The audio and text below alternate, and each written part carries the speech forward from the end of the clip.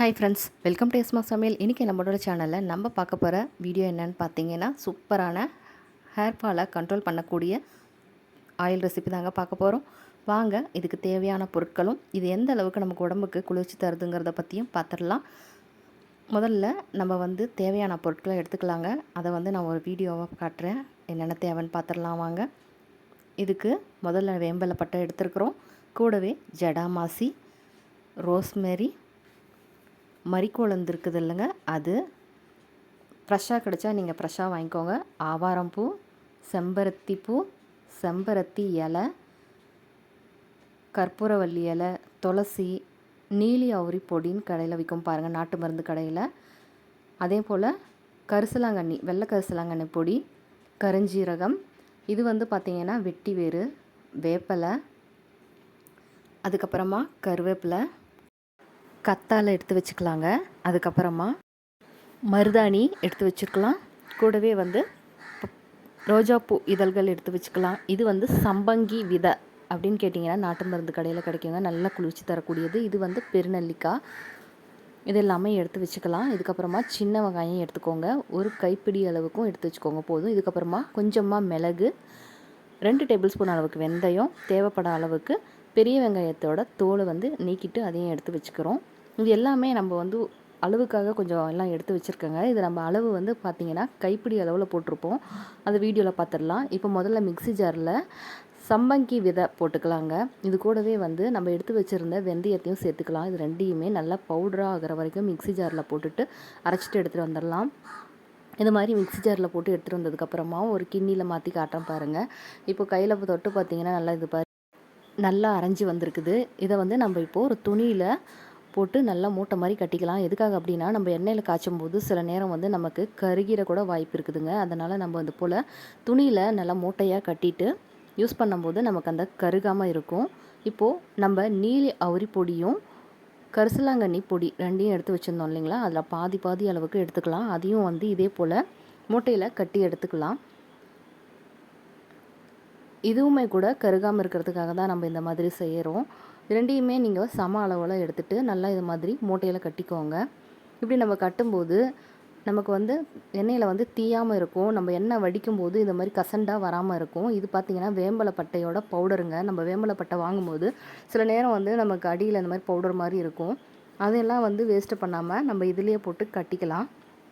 இதையும் இது கூடவே சேர்த்துட்டு நல்லா முடிச்சு நல்லா கட்டியமாக கட்டிட்டு நீங்கள் ஒரு கயிறோ நூலோ போட்டு நல்லா இறுக்கமாக கட்டிடுங்க. அப்போ தான் நம்ம எண்ணெய் காய்க்கும் போது அவிழாமல் இருக்கும். இப்போ இதை நல்லா டைட்டாக கட்டிட்டு இதுக்கப்புறமா மிக்ஸி ஜாரில் நம்ம எடுத்து வச்சுருந்தோம் இல்லைங்களா சின்ன வெங்காயம், அதை சேர்த்துக்கலாம். கூடவே பெருநெல்லிக்காயை சீவிட்டோ இல்லை கட் பண்ணிட்டோ சேர்த்துட்டு ரெண்டையும் அரைச்சி எடுத்துகிட்டு வந்துடலாங்க. குறைன்னு அரைச்சிக்கோங்க போதும். இப்போ எண்ணெயை நல்லா கடாயில் ஹீட் பண்ணிக்கலாம். நீங்கள் முடிஞ்ச அளவுக்கு இரும்பு கடாயிலேயே யூஸ் பண்ணிக்கோங்க. நாங்கள் அந்தளவுக்கு இரும்பு கடாய் பெருசாக எங்ககிட்ட இல்லைங்கிறதுனால ஈயத்தில் யூஸ் பண்ணுறோங்க.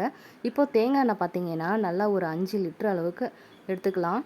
அதாவது நம்ம தேங்காய் எண்ணெயும் விளக்கெண்ணையும் சேர்த்து ஒரு 5லேருந்து 6 லிட்டர் வரைக்கும் இதுக்கு யூஸ் பண்ணிக்கலாங்க. இப்போ நம்ம சேர்த்துருந்தோம் இல்லைங்களா, வெங்காயத்தையும் நெல்லிக்காயும் இது போல் எண்ணெய் சேர்த்துனது உடனே நம்ம சேர்த்துக்கலாம். கூடவே கத்தாழையை இது போல் நல்லா சின்ன சின்னதாக கட் பண்ணி சேர்த்துக்கலாங்க. இதுக்கு எண்ணெய் நல்லா காயணும் அப்படிங்கிறதுலாம் அவசியம் கிடையாது. அப்படியே நம்ம எண்ணெய் சேர்த்ததுக்கப்புறம் ஒன்றா சேர்த்துக்கலாம். இதுக்கப்புறமா மருதாணி இலை, செம்பருத்தி இலை, கருவேப்பிலை, வேப்பலை இலை,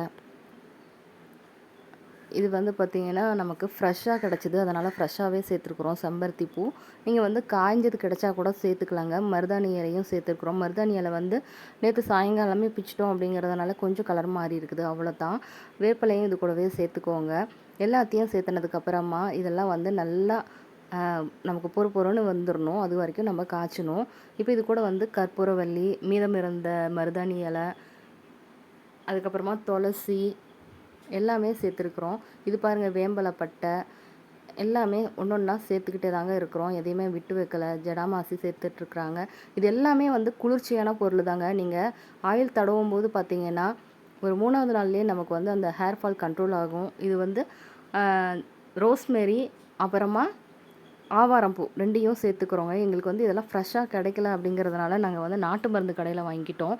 இது மரிக்கொழுந்து சேர்த்துருக்குறோங்க. இதெல்லாம் சேர்த்தும்போது ரொம்ப வாசமாக இருக்குமா அப்படின்னு கேட்டிங்கன்னா அந்தளவுக்குலாம் வாசம் பெருசாக இருக்காதுங்க. நாங்கள் சேர்த்துருக்கக்கூடிய அளவுலேயே சேர்த்துங்க.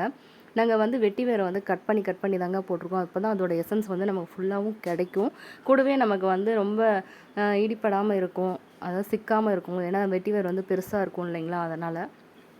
இது கூடவே நம்ம வந்து பெருஞ்சீரகத்தை பொடி பண்ணாமல் தாங்க சேர்த்துக்கிறோம். ஏன்னா அது கொஞ்சம் ஹீட்டுங்கிறதுனால அப்படியே சேர்த்துருக்குறோம். அதுக்கப்புறம் ரோஜா இதழ்களும் சளி பிடிக்காமல் இருக்கிறதுனால கொஞ்சமாக மிளகு சேர்த்துருக்குறோங்க.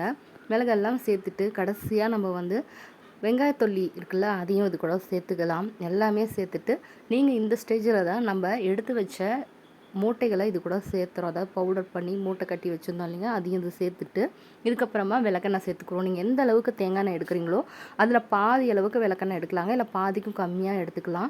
இப்போ நம்ம சேர்த்துருக்கக்கூடிய அளவுகள் பார்த்திங்கன்னா கையளவில் தாங்க எடுத்துருக்குறோம். எதையுமே நம்ம வந்து அளவெல்லாம் அதில் பெருசாக சொல்லலை. நீங்கள் ஒரு 6 லிட்டர் அளவுக்கு இதில் யூஸ் பண்ணிக்கலாங்க. இது எப்படியுமே நம்ம காய்ச்சி வடிகட்டி இறக்கும் போது கண்டிப்பாக குறைஞ்சி தான் உங்களுக்கு இருக்கும் எண்ணெய். அதனால் 6 லிட்டர் அளவுக்கு நாங்கள் இதை யூஸ் பண்ணிக்கலாம். இப்போது இது நல்ல கலர் மாறி வருது பாருங்கள். இந்த கலர் எப்படி வருதுன்னு கேட்டிங்கன்னா, நல்லா வேம்பலைப்பட்டை இருக்குது இல்லைங்களா, அதோட கலர் தாங்க இது. நல்ல ரோஸ் பிங்க்கில் வந்து பார்த்திங்கன்னா நல்ல கலர் வந்து மாறிட்டு வந்துடும். இப்போது இது எல்லாமே நல்லா வந்து சலசலான்னு ஒரு சவுண்டு வருங்க. ரொம்ப தீயவும் கூடாது, கருகிடாமல் பார்த்துக்கணும். அந்தளவுக்கு நம்ம அடுப்பு வந்து சிம்லேயே வச்சுட்டு தான் நம்ம வந்து இதை நல்லா காய்ச்சி எடுக்கணும். ஃபுல்லாக காய்ச்சிட்டு சலசலன்னு ஒரு சத்தம் வந்ததுக்கப்புறமா அடுப்பை ஆஃப் பண்ணிட்டு நல்லா கூல் டவுன் பண்ணுங்கள். இப்போ நாங்கள் பார்த்திங்கன்னா நைட் டைமில் செஞ்சிட்ருக்குறோம். இது வந்து நல்லா கூல் டவுன் ஆகணுங்க. கூல் டவுன் ஆனதுக்கப்புறமா நம்ம வடிகட்டிக்கலாம். இது வந்து கொஞ்சம் நல்லா ஆறுனதுக்கப்புறம் நாங்கள் வடிகட்டி எடுத்து வச்சுருவோம்.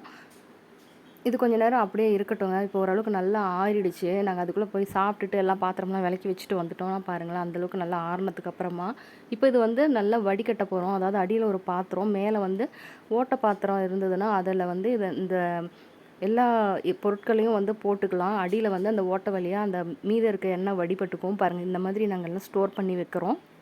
நைட்டு ஃபுல்லாக வடிஞ்சிரும். அதே போல் நம்ம வடசட்டியில் இருக்கிற எண்ணெயும் பார்த்திங்கன்னா அது அப்படியே ஃபுல்லாக இன்னும் நல்லா ஆறி வந்துடும். இது அப்படியே ஒரு நாள் ஃபுல்லாக இருக்கும். நம்ம ஏன் இப்போவே வடிகட்டுறோம் அப்படின்னு பார்த்தீங்கன்னா, நம்ம ஃபுல் டே விடும்போது எண்ணெய் இன்னும் கொஞ்சம் அதிகமாகவும் இழுக்கும். அதே மாதிரி திக்னஸும் ஜாஸ்தி ஆகிருங்க. அதனால் நைட்டு நாங்கள் ஸ்டோர் பண்ணிக்கிட்டோம். உங்களுக்கு தேவைப்பட்டால் நீங்கள் நைட்டு ஃபுல்லாக அப்படியே ஊற விட்டுட்டு மார்னிங் கூட வடித்து எடுத்துக்கலாம். இந்த ஆயில் பார்த்திங்கன்னா நல்லா உங்களுக்கு தேய்க்கும் போதே குளிர்ச்சி வந்து தெரியுங்க. ஒரு 3வது நாள் வந்து ஹேர் ஃபால் வந்து கண்டிப்பாக கண்ட்ரோல் ஆகிடும். உங்களுக்கு வந்து நான் ஷார்ட்ஸ் போட்டிருக்கிறத பார்த்தீங்கன்னாவே தெரியும். நான் இவ்வளோ நாள் கழிச்சு தான் வீடியோவை அப்லோட் பண்ணுறேன். ஏன்னு பார்த்தீங்கன்னா, நம்ம நேரடியாக ரிசல்ட்டை பார்த்துட்டு தான் நம்ம இதை அப்லோட் பண்ணணுங்கிறதுனால இவ்வளோ நாள் வெயிட் பண்ணோம். ஹேர் ஃபால் வந்து சூப்பராக கண்ட்ரோல் ஆகுதுங்க. நீங்களும் கண்டிப்பாக ட்ரை பண்ணி பார்க்கலாம். எல்லாமே நம்ம பக்கத்துலேயே கிடைக்கக்கூடிய பொருட்கள் தான். கண்டிப்பாக ட்ரை பண்ணி பாருங்கள். இந்த சம்மருக்கு ரொம்பவே உங்களுக்கு யூஸ்ஃபுல்லாக இருக்கும். சில பேர் வந்து இதை சேல்ஸ் பண்ண சொல்லி கேட்குறாங்க. நீங்களும் உங்களுக்கு வேணும்னா கமெண்ட்ஸில் எனக்கு வந்து மெசேஜ் பண்ணுங்கள். எவ்வளோ பேத்துக்கு வேணுங்கிறத பார்த்துட்டு சேல்ஸுக்கு ரெடி பண்ணலான்னு இருக்கிறோம். அதனால் கண்டிப்பாக தேவைப்படுறவங்க கமெண்ட்டில் ஷேர் பண்ணுங்கள். தேங்க்ஸ் ஃபார் வாட்சிங் மை வீடியோ. கண்டிப்பாக நீங்களும் ட்ரை பண்ணி பாருங்கள். தேங்க்யூ.